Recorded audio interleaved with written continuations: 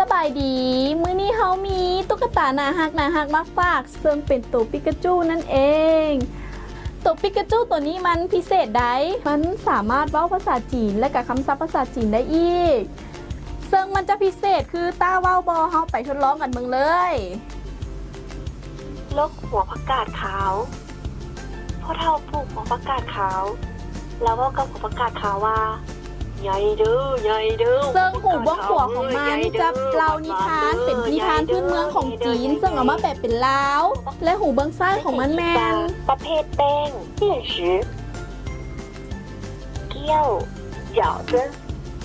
ซึ่งแมนมันเป้าคำศัพท์ของจีนซึ่งเอามาแปลเป็นลาวขนมปังเมี่ยนเป้าเค้กสำหรับไผ่ที่มีลูกน้อยหลานน้อยที่กำลังเฮียนปากเฮียนเว้าก็สามารถเอาตัวปิกาจูตัวนี้ไปซอยฝึกทักษะในการเว้าหรือว่าการฟังภาษาจีนได้เด้อซึ่ง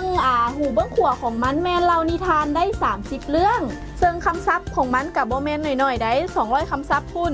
สำหรับใครที่สนใจก็สามารถเข้ามาเบิ่งสินค้าตัวจริงของพวกเฮาได้เด้ออยู่ที่โฮมเก้าบ้านซางคู่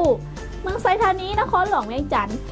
สำหรับผู้ใดที่ไปบ่ฮอดจอดบ่ถึงก็สามารถติดต่อหาพวกเฮาอยู่ที่เบอร์โทรโซอยู่ทั้งหน้าจอนี้ได้เด้อ